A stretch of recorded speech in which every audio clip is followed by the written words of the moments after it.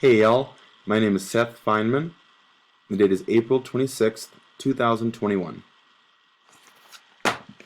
Alright, let's go ahead and get started here.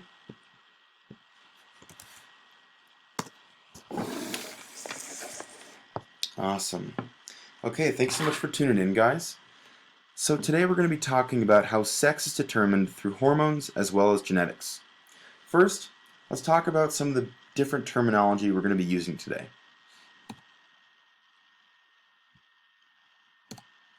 The gonads are the organs that produce gametes. The gametes are the reproductive cells, also known as the eggs, and the sperm that come together to create a new individual. Both male and female gonads, internal genitalia, and external genitalia exist in males and females. In males, the gonads are the testes, which produce sperm. In females, the gonads are the ovaries, which produce eggs, also known as ova. Germ cells are undifferentiated cells in the gonads that will produce eggs and sperm. The internal genitalia consist of accessory ducts and glands that connect gonads to the outside world. External genitalia are all the different external reproductive structures that can be seen with the naked eye. Another important term we're going to be discussing is chromosomes, which carry our genetic information. So humans have 23 pairs of chromosomes, consists of 22 pairs of autosomes, as well as one pair of sex chromosomes. An individual that has an X and a Y chromosome will be a male, and an individual with an XX sex chromosome will be a female. In all mammals, believe it or not, the genetic sex of an individual is determined by the inheritance of an X or Y chromosome from their father at fertilization. So now, whether the embryo develops into a male or female is further dependent upon the sex-determining region of the Y chromosome. It's kind of a mouthful, so it's abbreviated to the SRY gene. If the SRY gene is present, the bipotential gonads develop into testes, and if they're not, they develop into ovaries. Fun fact from a 2020 estimate, the ratio of genetic sex for the entire world population is 101 males to 100 females. Some countries have higher ratios, others have lower, with a standard deviation around 5%. And depending on which definition is used, they're between 0.08 to 1.7% of successful births that are intersex. Now, I'm not going to get too much into intersex, but what I will say is that that's about the same ratio as there are redheads.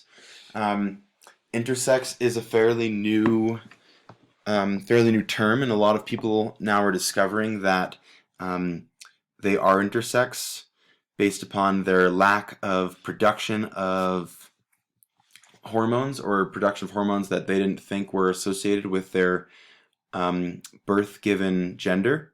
But really what that just goes to show is that there's still a lot to be learned and a lot of information out there that isn't totally understood by the scientific community about how we are created and how our sex is determined. So yeah, it's an interesting little thing. Sorry, just had to move back a little bit. So here we can see a beautiful picture, and we can see that there are 22 pairs of autosomes. In the bottom right, there's one pair of sex chromosomes. And this is an X and a Y chromosome, as can be seen, so we know that this is from a male. Next, there's a simple diagram showing the chromosomes that a female and male parent contribute, which decide the gender of the offspring. It's a pretty simple diagram, but here with the female contributing 2 eggs and the male parent contributing sperm, and then it's either female or male offspring. Come on. Sorry about that. Concerning hormones, things get a little bit more complicated, so I'm mainly going to be showing diagrams and illustrations after this point, as it's just going to be too confusing to share things verbally. Okay. So the testicular Sertoli cells secrete glycoprotein AMH. And then we're talking specifically about males right now. So the testicular interstitial, aka the Leydig cells, secrete androgens from testosterone and the derivative of testosterone known as DHT. It's over here in the Sertoli cells, and the anti-Mullerian hormone over here. And so the Mullerian duct will regress because of that hormone. And now back over here. So I'm jumping around a little bit. So while DHT and testosterone both bind to the same receptor, these two different ligands have different responses. Testosterone is a hugely important steroid hormone. It converts the Wolffian ducts into male accessory structures. Later on, it controls the migration of testes from the abdomen down to the scrotal sac. Even with enough testosterone secretion, individuals with inadequate levels of DHT will have external genitalia and prostate glands that aren't fully formed and developed during the time in the womb. This is known as pseudohermaphroditism. So due to the inability to produce reductase, testosterone cannot be converted into DHT. The result is that they will appear to be female. When puberty hits, the testes again secrete testosterone, causing masculinized genitalia, a small amount of facial and body hair, and a deepening voice. Now let's talk a little bit about the female. What are we talking about? Female embryonic development. So it goes without saying that females have no SRY gene.